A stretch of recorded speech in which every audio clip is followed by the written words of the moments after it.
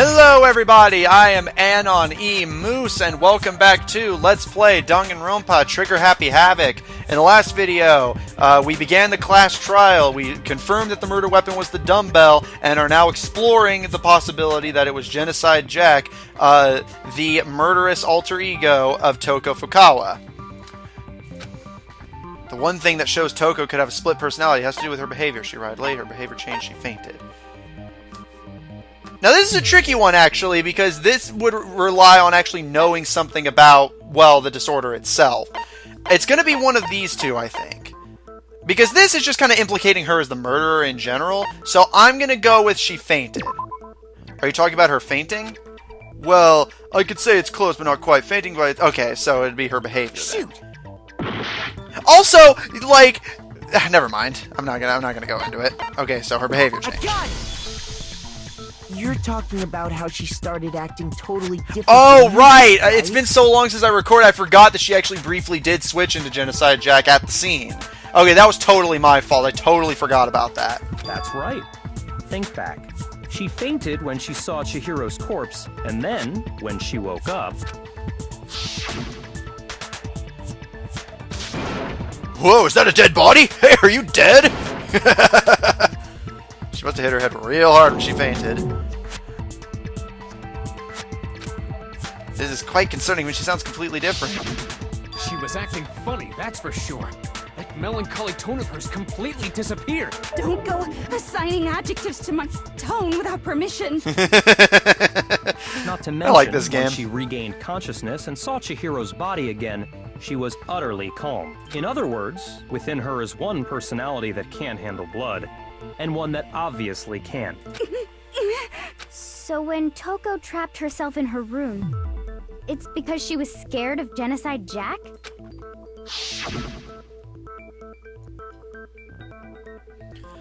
I won't let Genocide Jack have control. I'll drive out the killer, drive out the murderous fiend. The reason she locked herself in her room wasn't to keep other people from getting in. It was to keep her other personality from getting out. What? Toko was afraid. Afraid of the murderous fiend inside of her. Of killing even more people. How? Yeah. How can you know all this? I do believe you misunderstood her. Oh, no. What she's trying Poor to say Toko. isn't, how can you know all this? No. What she wants to know is, how could you tell them? Huh? Last night, just before Monokuma gave his... Oh, you son of a Toko and I had a bitch! strange conversation. I hope your death is painful, you fucking jackass. She told me a most interesting story. She said a murderous fiend lived within her, and she was afraid it could appear and God, attack you at are any such a time. dick.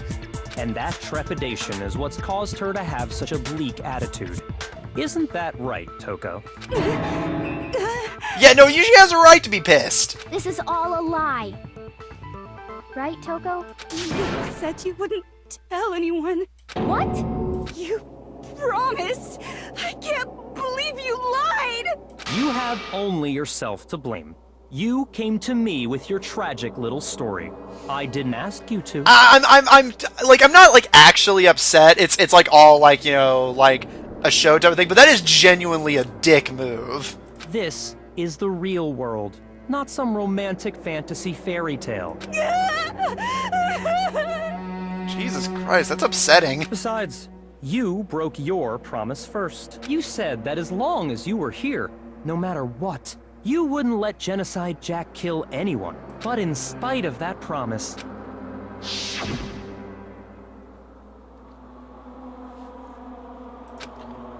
Oh, man.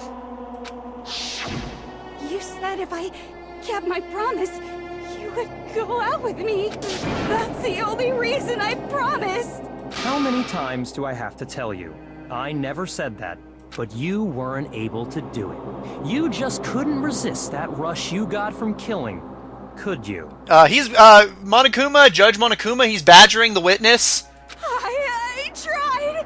I swear I tried to control it. But your efforts were useless. What a disappointment. Now he's goading the witness, I think. I don't know what that means. Yeah, no, you should hate him. He's an asshole. Well, the opening act is nearly finished. All that's left is to hear from the person in question directly. The person you don't mean... Toko's body suddenly lunged backwards. A huge thud echoed across the courtroom, but in the next second...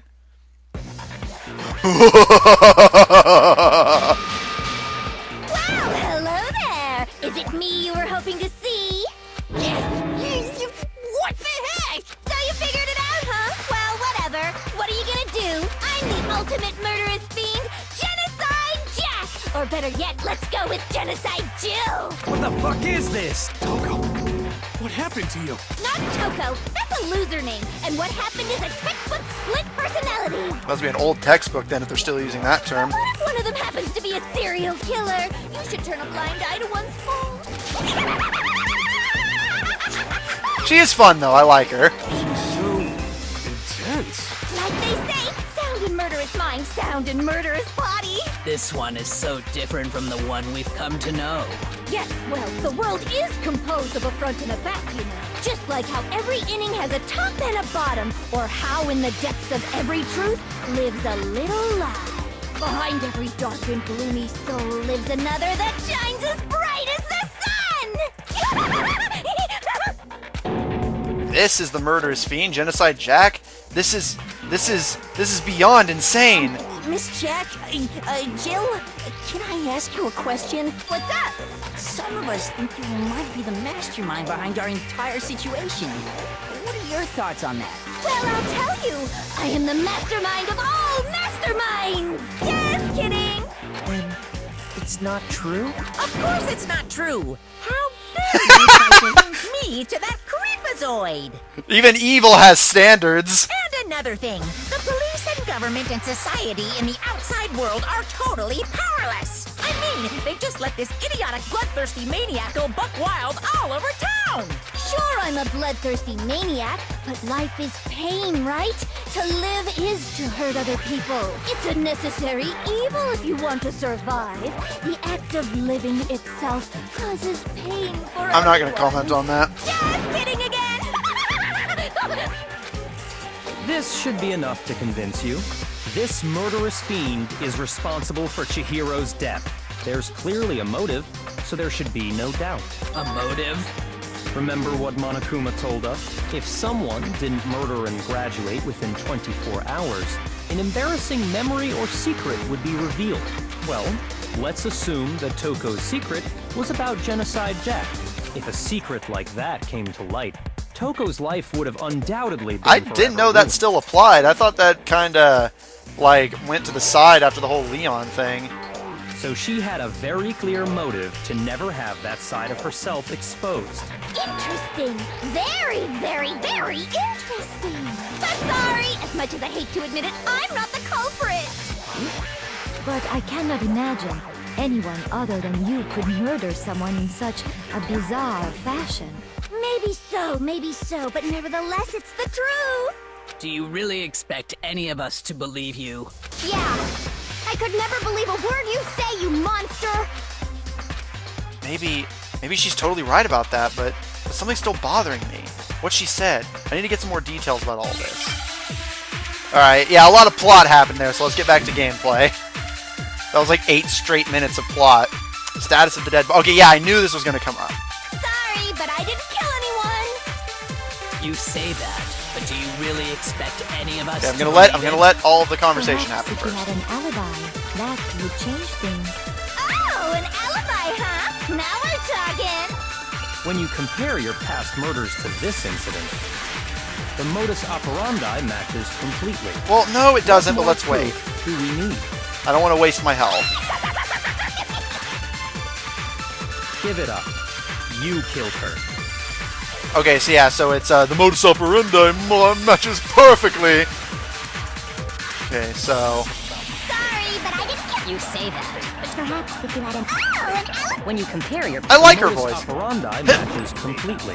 Yeah, I don't even have to worry about the white noise so far. I know it's going to be a problem later, but alright, break.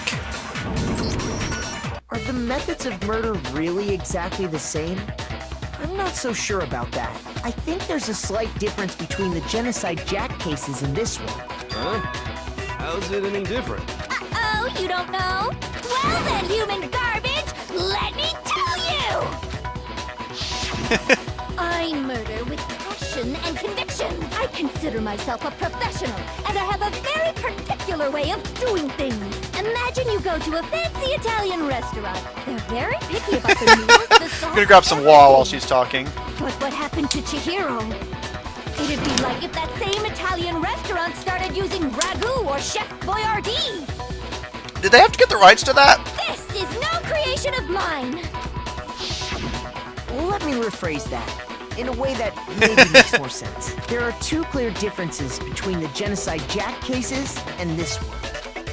There's one clear difference between the murders. In the photos from the other Genocide Jack cases, look at the neck and stomach. Here you'll see a clear difference. Yeah, the victim's fatal injury. She slit throats, For not one, bashed heads the cause of death is different. In the Genocide Jack murders, all the victims were killed the same way. According to the case file, they were all apparently killed with a pair of scissors. But Chihiro died from a blow to the head, right? Yes. That is remarkably different from the other murders. Wouldn't it be strange for someone who kills the same way without fail to suddenly change their method? And there's more. One more conflicting detail. That's right. In my recipe of murder, if the bloody message is the tortellini, then the arrangement of the body would be the pesto sauce. Could you please stop comparing killing people to cooking? So, are you saying the other difference has to do with how the body was arranged? I just noticed that he's like sandwiched in between where two dead people used to be. This again, how she was spending the photos of the other side Jack case, all was stabbed to their hands. You'll see a clear difference. What was used to suspend her? Okay, I'm back to full health. Do you remember what the killer used to suspend her? They used some kind of rope to hang her up by her wrists. What is your point? Well, in all the previous Genocide Jack cases, something else was used to suspend them. Specifically, pairs of razor-sharp scissors. Where did she get all of these? And guess what? I used my own specially designed scissors for the murders and the arrangement. Like I said, I'm a professional, so naturally I'm very picky about the tools I use. And you know what else? Big Mac said there's two differences, but he's wrong. Big Mac? Are you Oh, referring to Makoto. me? Listen up, Big Mac. There's actually one What's more your obsession with difference. food? Huh? My word, you really didn't notice? Take a look at who the victims were in each Genocide Jack case. There's a pattern there, just waiting to be discovered. Dudes. Figure that out, and it'll be plain as death why I couldn't have possibly killed that little lolly girl. Let's see. There was a pattern surrounding the Genocide Jack cases, and Chihiro didn't fit it. If you look at the names of every victim, what you'll notice is, I think I figured it out. I know what because Chihiro was a girl. I got it! Is it because Chihiro was a girl? Bingo! Bullseye! Right on the money! What are you talking about? In all the Genocide Jack cases, all the victims had something in common. Dicks! Just big flopping dicks! Yeah. And these are probably like people who worked on the game or something, but... They were all guys? That's right! The people I kill with such passion and conviction are all adorable little men! I can't believe I said it! I'm so embarrassed! The hell is wrong with you? I can't help it! I'm just a full-throttle boy-on-boy fangirl, and the mopey side of me just hates it. But now I'm on the fast track to becoming a full-fledged fan madam! So, since Chihiro was a girl and not an adorable little man, you wouldn't kill her? Would an Italian chef suddenly start making ramen just because they're both noodles? Don't be stupid.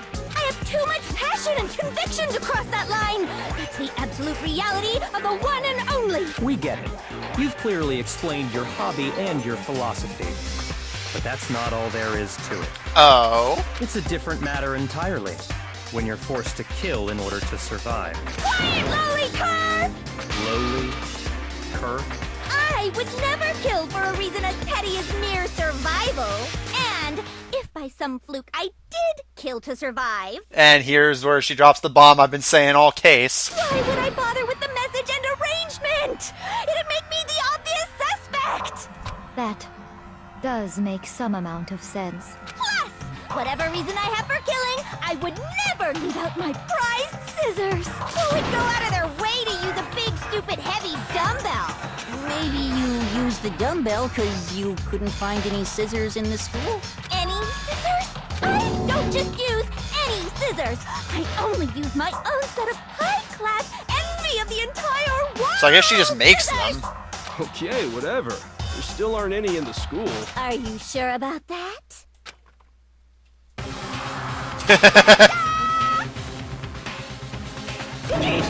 She's fully equipped. That's right! So I can kill anywhere, anytime! Why would I resort to dumbbells or rope when I have my trusty scissors by my side? Go ahead, tell me I'm wrong! You can't, can you, gutter dogs, all of you! Not to mention, I have no clue how to tie a good knot! So rope's totally out of the question anyway! Alright, I'll admit that was actually, like, this is a great use of her character. She fits the dynamic with the character super well. So, thank you guys so much for watching. We will continue solving this case in the next video. See you guys then.